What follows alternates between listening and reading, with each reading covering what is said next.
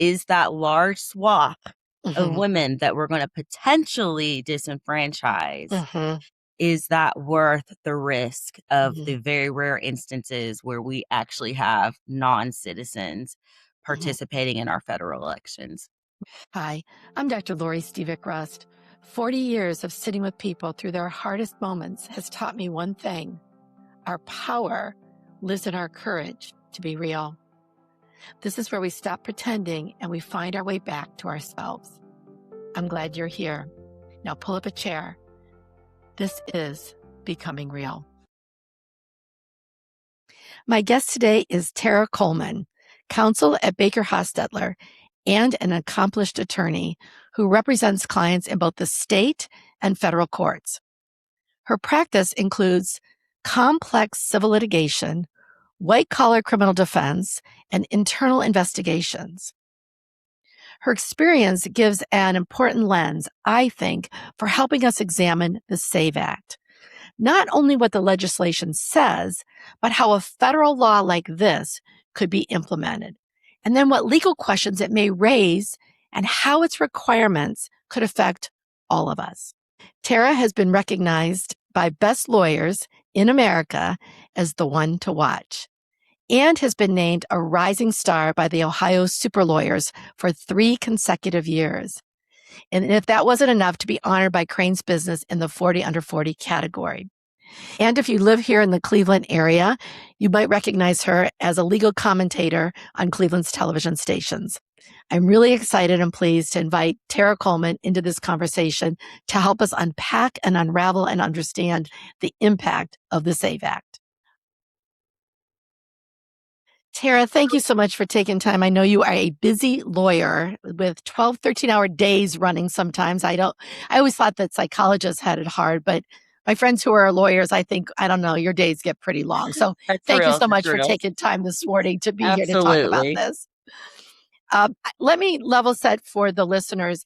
A couple weeks back, I did a SAVE Act episode with a friend of mine who's an attorney, Pat Schraff. And we really were looking and having conversations because Pat kept her name. I hyphenated my name. And we started talking about like what's in a name and what the SAVE Act is going to do, the added layers of hardship for those of us who do not have birth certificates that match our driver's license, for example, or our passports. So that led to a whole conversation about identity and the history of women taking giving away their name. That's how I think of it, giving away our name or somebody taking our name. And then what the law did to us. And then how you had to have the married women's law brought back in to try to right size the restrictions that were placed upon us and all that good stuff. So I thought, okay, it's a one and done. It's an interesting conversation, but the response from the listeners was huge. So many people saying, I want to understand more about the SAVE Act. I want to get deeper into what this bill really means. And so I thought, okay, you and I've had some offline conversations about this, and your lens, particularly through the kind of law that you practice and your interest in this bill, I thought we need to have this conversation as kind of part 2 of the SAVE Act. So here we are. Yeah. Yeah, good. So let me, before we get into the SAVE Act itself, we know that this has raised a lot of conversation about voter registration, because that's really at the crux of this, right? Let's start with making sure that we're all on the same page about states' rights in voter registration, voting, and where it sits in the states versus federal involvement. Let's just begin the conversation there. Yeah. So in the United States, states themselves, the individual states, are the primary administrators of our elections. And that's constitutional, right? So states usually manage everything from implementing all aspects that you can think of administering an actual election. So choosing the voting methods, what voting equipment to purchase, determining how they're going to determine the voter eligibility and what identification requirements are in play, securing the election systems and the polls. That all falls down to the states. Now, the federal government does have constitutionally some ability to impact our elections, right? And that is historically what the federal government has done through their powers, is to fund states to support election administration or facilitate information sharing or best practices through certain agencies to get information from the federal level to the state. Or to protect voting rights, right? We all know we have the Federal Voting Rights Act. So the federal government is going to protect constitutional protections over voting. So, for instance, a state cannot make a law to discriminate or disenfranchise people based on race. So the federal government is going to put in laws in place to protect our voting rights. And then they also will control a voter administration around uniformed servicemen and women who are overseas, or civilians that are overseas. We have different laws historically that have been in place to control that. And historically, that's kind of been where the federal government has had any say over our elections.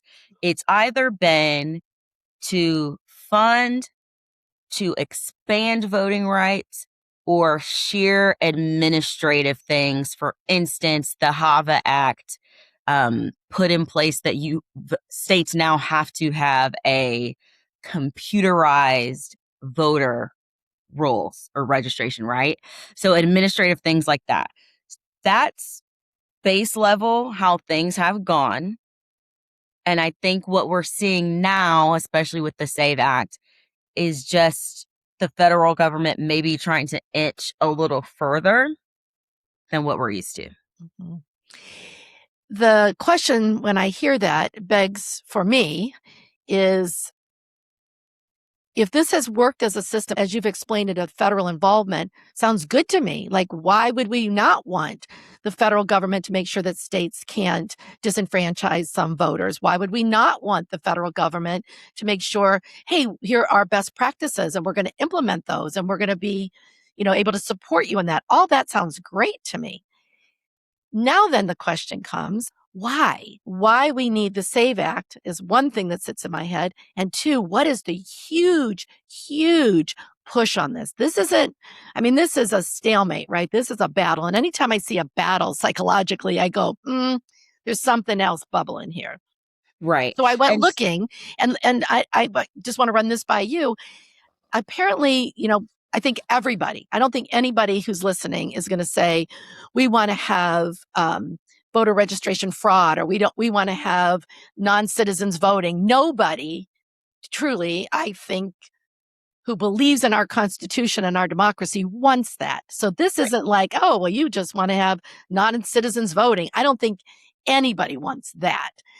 But why do we need a SAVE Act? What is in this that is saying, we got to do more here?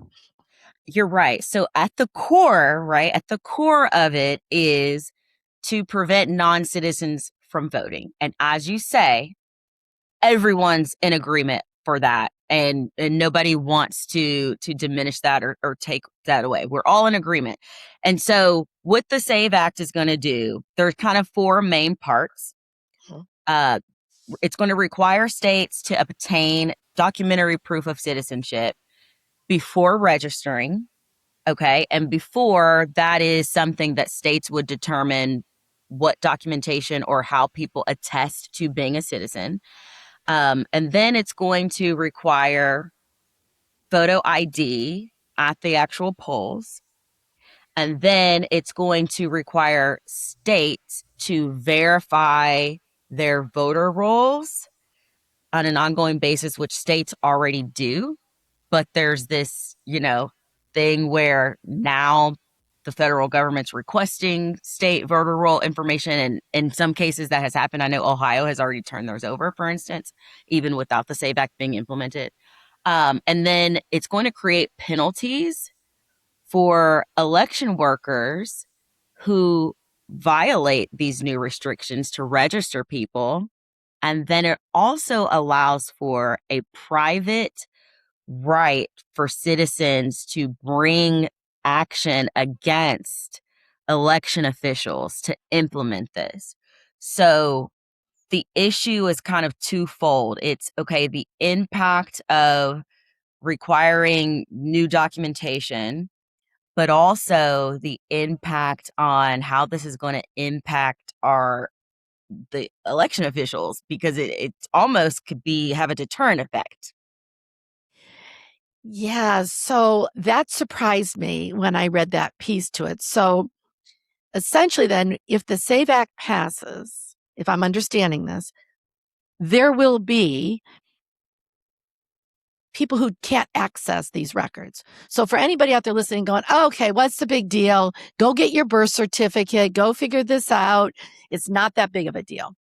But we know practically it's a huge deal that there are many US citizens who don't have access, because they've changed their name. And so even in the Save Act 1 episode that we talked about, the lawyer was on talking about women who were 80 years old who can't seem to find or track down their birth certificates. And it's taken like 6 months and they still don't have them. Well, November is inching. So for me, I look at that and I go, okay, these are citizens who, if they can't get those documents or can't afford them, to get a passport costs about $165 once you get the photos and you add it's kind of an all in. Well, $165 for many people will preclude the ability to get these records, right? Or go someplace in person to register and show up with these documents when they work 2-3 jobs. It's almost like, again, if you're privileged enough to have money, have the freedom and the time on your hands, you'll be able to get your documents. It might take a while, but you're going to get them. But there's a whole swath of people that this is going to disenfranchise them from voting. And that's right. And as you said in your first episode, it is true. The most impacted group from this will be married or divorced women. That's just full stop. This is going to mostly disenfranchise women. And to your point, why would we want to do that? That doesn't help anyone, right? It's not a partisan issue, because Republicans will be essentially disenfranchising their own voters.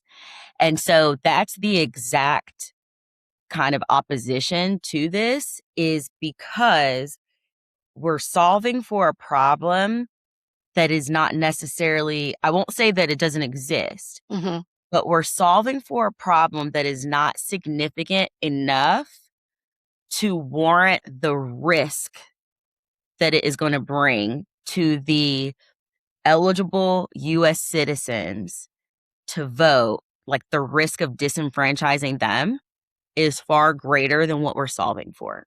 So for the main goal to be only US citizens can vote, it is very rare that non-citizens are voting, but it is not going to be insignificant, the amount of people who are not going to be able to get this documentation to be new registers. And it's not going to be an insignificant impact on people who essentially may be inadvertently removed from our voter rolls. Yeah, and that seems to be the crux of it. So let's say that again. To say that this is a small number that we are addressing, right? The SAVE Act is there to make sure that non-citizens don't get to register and vote in our elections. Again, all agreement. But if the problem is this big and we're coming out with the big guns, which is going to have collateral damage for so many people, I'm looking at this going, okay, something's not adding up for me. And so one thing that's interesting is we can actually look to the state of Kansas as a case study. Okay. Non-citizens voting was very, very rare, right? So before they've implemented their documentary proof of citizenship, 0.002% of registered voters in Kansas were non-citizens. So that is the problem that we're apparently solving for, right? We don't want non-citizens voting. After adoption of documentary proof of a citizenship requirement, it prevented roughly 31,000 citizens from voting. That's about 12% of all applicants. So what you have is you've now prevented 12% of eligible U.S. citizens from successfully registering to vote in order to prevent 0.002% non-citizens from participating and voting in your election. So that's the issue, is the disenfranchisement, the risk, the harm to U.S. citizens seems greater than the problem we're trying to solve for. So what is going on with this? I mean, if we were going to try to take the other side and argue, okay, well, is there something embedded in this bill that has benefit, has value? Because here's what I'm hearing. What you just said about how many people of actual voters were disenfranchising, potentially. And I'm also really worried about the people who work the elections, that even if inadvertently, by accident, somebody gets registered, we could sue and provide jail time to these workers. Well, who in their right mind is going to want to work the polls? So something in here, again, it feels like there's something else in this, that there's such a strong push for something that doesn't seem to make sense to me. And I've come to that conclusion as well. And when I've looked into it, it's just big picture.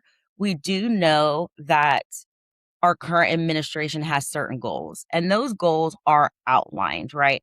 So we know, for instance, from just the principles of Project 2025, that in that playbook, right, ensuring that only eligible citizens vote is a core tenet, but I agree with that too. We all agree with that. A tenet of that is also more aggressively maintaining voter rolls.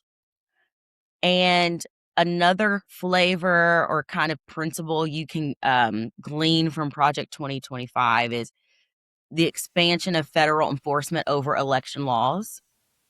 And then also the use of federal databases and agencies to verify voter eligibility. Now, does Project 2025 say implement the SAVE Act? No, absolutely not. And it's not even expressed to do an act like this. But those are kind of baseline principles that we know the administration is after to implement. And this essentially is a way to do that. It is a way to bolster the use of federal agencies and federal databases to verify voter eligibility. It is an expansion of federal enforcement over election laws. This is just kind of where this administration is moving. And I see the SAVE Act as just a piece or an attempt to adhere to that agenda. Yeah. So if I'm playing devil's advocate and I say, all right, so the federal government, they want the voter rolls of every state to be turned over to the Department of Homeland Security. Now, that worries me on a whole nother level. But if I were making the other side of the argument and saying, well, that's okay, the Department of Homeland Security is here to protect the voting process, it's important that they have our data, because the voter rolls is our data, right? Our personal data. Mm-hmm. Is it important that they have our data, though? So that this is usually in the control of the states. And one glaring issue, is going to be the inconsistency in these databases, where if you have states keeping their records, and if things aren't matching up at a federal level, and it's in the federal government's hands to figure out who is eligible to vote, that is going to, in my mind, cause a whole host of issues. And one thing actually being the literal kind of databases inadvertently purging people that shouldn't be, that's a real risk. And also, why would the federal government need this information? The states are very capable of we can use our access to federal databases to kind of do our own maintaining of our own voter rolls. And we do that. States already do that and go through and on bases and make sure that only eligible voters are there. And so to me, I don't know if slippery slope is the right term, but it's giving unfettered access to a part of our government that I can't think of a legitimate or really useful reason that such access would be needed. Mhm. Mhm. Yeah.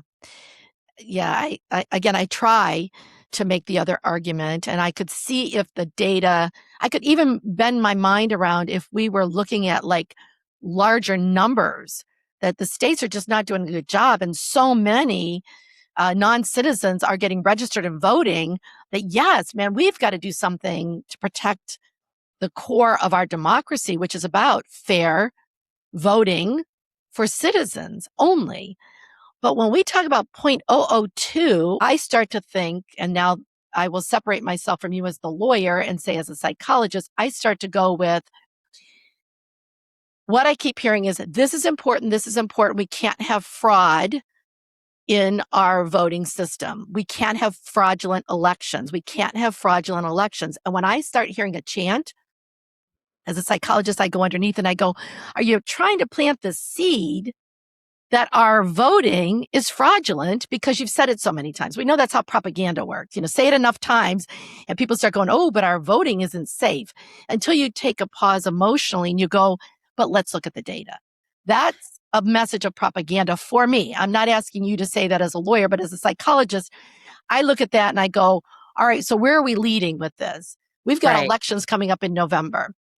Is this the basis to let's pass the SAVE Act, because that's the sense of urgency. This has to be passed. It's holding up Congress and doing anything else. So it says to me, this is like high priority. Why would it be high priority? My mind naturally goes to fraud, fraud, fraud. November midterms come up. Now we go, see, this was not a fair election, fraud, fraud, fraud. It's a setup and makes me angry that we're being used as pawns in this propaganda. Now, again, that's me. I'm owning it as my bias. You can speak to that from a legal perspective. It's a possibility. It's a possibility, right? And I'll take my lawyer hat off and just like you and I just being honest from a pure personal perspective, I was confused by this as well, to the point where I called colleagues of mine like, I don't get it. What's going on here? And I do think we could think of many reasons, but your hunch that it's not all the way logical, that is shared by many highly educated professionals that are in this realm. Mhm. So you're not wrong to be going there. And then I will say one scary thing too, we're talking about just the data issue and the access to data.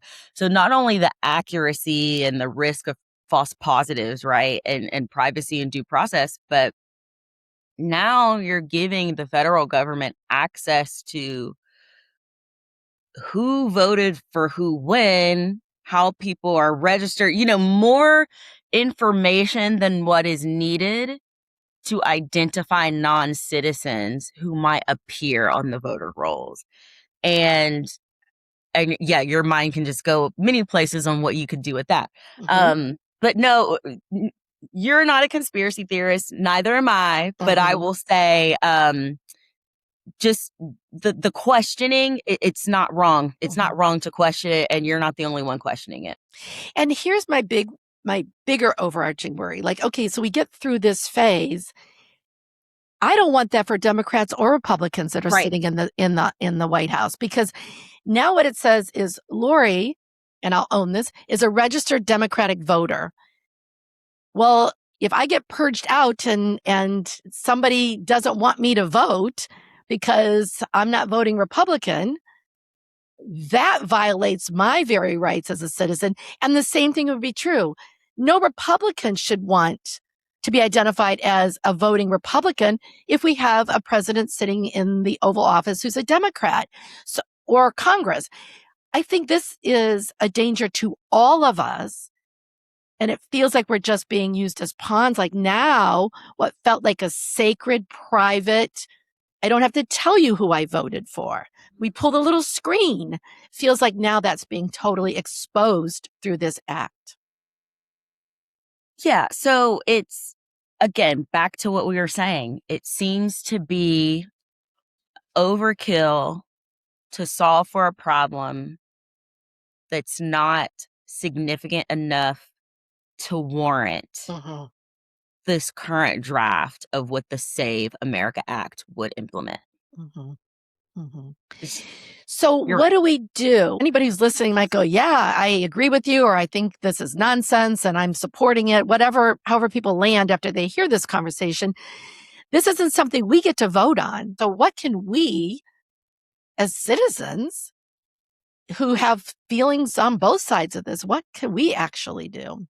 And so, full stop, all of us, we should always be checking our own voter registration data periodically. So you're going to want to go to your county board of elections and check that your information is accurate. I personally don't think we need to panic right now. This doesn't seem honestly like it is going to get passed.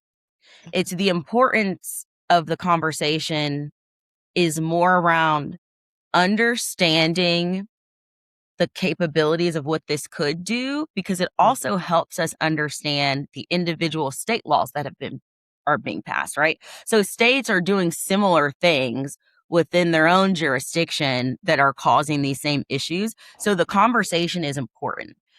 But my understanding, and again, and I'm not in the political realm and I don't analyze bills, but I don't think this is going to actually get through in the way that it is implemented now. And so I would continue for everyone to just continue on with our best practices, which is always making sure that you do have your most up-to-date documentation and that your voter registration is up to date and you're checking that with your county board of elections, period. Anyways, that's what we're always going to want to do. Yeah, that's great advice. And specifically in terms of, I mean, I hope you're right from your mouth, right, that this does not pass. And again, who am I to say? It's and okay. That's well beyond my knowledge or expertise. Yeah. But just again, I've been confused. And so I've been calling colleagues like, what's going on? And that's just what I'm hearing. Yeah. Yeah. Well, I hope that your colleagues and your intuition is correct on this.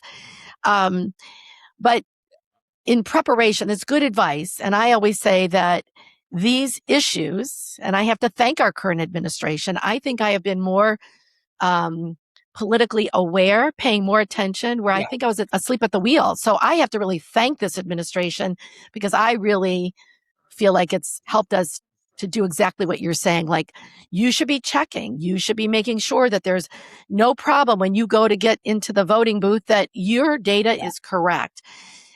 Let's just remind women who we know this is an issue. And in light of what I'm hearing about how long it might be taking to get these records for some people, like their birth certificates, what specifically do women have to have who've had a name change? Like, what will be allowed for proof during the registration process? Okay. And this is right now how things stand. This is going to be state by state. Okay. So you're going to have to go to your state's election website and understand the requirements to register if you're a newly registered voter. And you're going to need to understand what is going to be required of you to verify at the polls if you are already registered. And that is going to vary widely state by state. If we're in this world where we're focused on the SAVE Act and what that would potentially bring at a federal level, then it does have specific documentary requirements.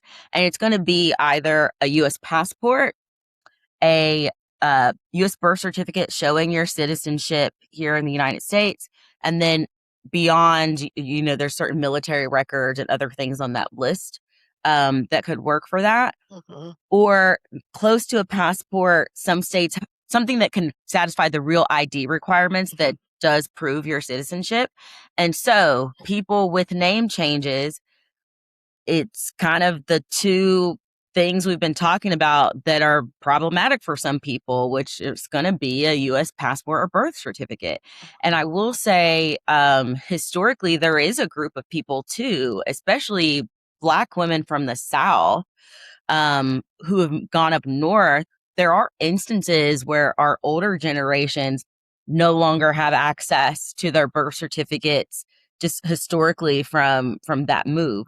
And so those are going to be the main two ways. Again, if you can afford a US passport, and I hate to even say that, but yes, if you are a woman privileged enough to have the time, money, and access to do that, that's probably going to be the easiest way. And that might not even get done before this coming election. Or try to track down your birth certificate. I mean, I feel cringy even saying that, but I mean, those are the logical ways. I mean, that is what this draft requires. Yeah. And, it might feel cringy, but for me, I think this is speaking to the people who are saying you're making too much of this. It's not a big deal. I got my passport. I just went up here and it took me, or, so you just mail in and you get your marriage license. And I think that's because we don't always think about people outside of our own experiences. So you commenting about Black women coming up from the South, Pat talking about the 80-year-old who tracking down a birth certificate has taken 4 months and they still don't have it. Or, my husband and I had to get a copy of our marriage certificate for some documentation, and it took 2 months tracking it down. And we're only married, as of yesterday, 41 years. So it's not as simple as people say it is. This is not as uncommon as people think. Only 46% of registered voters do have a passport. So it's not that common. So, along that lines, when we look at this, it's approximately 80% of women in the United States change their last name when they get married, either like I did with a hyphen or change it completely. So this is a large swath of women that are going to be affected by this. And again, to what we were saying, is that large swath of women that we're going to potentially disenfranchise, is that worth the risk of the very rare instances where we actually have non-citizens participating in our federal elections? Right. So in the SAVE Act, my read is also that there's a provision seeking to get rid of mail-in registration and mail-in voting. I mean, you brought up the thing of our U.S. military and people who live abroad, or I'm thinking about people who are disabled who can't physically get to polls. Is that actually in the bill? So I've come across some news segments on this as well. So there's not an express provision that's trying to nix mail-in voting. The issue is there are provisions that are trying to require you to show your photo identification in person at some point in time, right? So that essentially completely undermines the concept of mail-in ballots if you have to, no matter what, go in person and show this documentation. So it kind of just defeats the purpose of mail-in ballots. But the latest draft I've read did not have an express, no mail-in voting, but essentially that's what it accomplishes when you still have in-person requirements. So right now, is it that you have to register in person to vote? So, and again, not the status quo, right? Not what's happening now, but in the current draft of the SAVE Act, for new registrants, you would have to show proof of citizenship in person to register at some point. And then if you're going to vote at some point, the photo ID piece, you have to have those requirements. So it's like, if there is an in-person piece at all, it defeats the purpose of mail-in ballots. Right. And cuts out those who are abroad, are military, and disabled folks or seniors who can't physically get to a voting space. It definitely would have the potential to impact. Yeah. to impact those groups. I Yeah. mean, there are other acts in place specific to like uniformed people in the military and overseas, but yeah, I will say, should this current draft of the Save America Act as it stands now were to in some world become law, there's a huge risk of impacting a whole host of people that cannot either physically or practically get to the polls in person. Yeah. Scary stuff. I mean, again, I tried to be the devil's advocate. I know I didn't work real hard at it because I can't find any value in this. And that's just my own bias in this and my personal opinion. So you're fabulous. And I so appreciate this great conversation. Is there anything else that you think listeners need to hear that I didn't ask you that you want to make sure that you get your last thoughts in? We have to pay attention. I would just say pay attention because honestly, I wasn't deep into this issue until starting to kind of research the potential impact it would have on disenfranchising voters. And that's when you do get into kind of what we've kind of ended with today is why. Right. And so you see headlines, you see a lot of things coming across your screen, but I would just say ask the questions. We got to be asking the questions and dig in and kind of just pay attention to these things. Yeah, I agree. Well, who knows? There might be a Save Act 3 podcast coming up if, unfortunately, this actually moves If to the this next passes, level. we have to do, Yeah, we exactly. have to do the panic Yeah. podcast. Yeah, exactly. I go, all right, now how do we scramble and how do we start mopping up the mess that's been created? So, Tera, thanks again so much. I really appreciate your time and I guess more to come on this. Thank you. Absolutely. All righty. Pleasure. Thanks. Take care. Thank you for sharing your time with us today. I hope that the conversation gave you moments of pause, of insight, and maybe some things to apply in your own life. If you found it useful and valuable, please consider sharing it with somebody who you think needs to hear this message. Until next time, this is Becoming Real. Thank you for sharing your time with us today. I hope that the conversation gave you moments of pause, of insight, and maybe some things to apply in your own life. If you found it useful and valuable, please consider sharing it with somebody who you think needs to hear this message. Until next time, this is Becoming Real.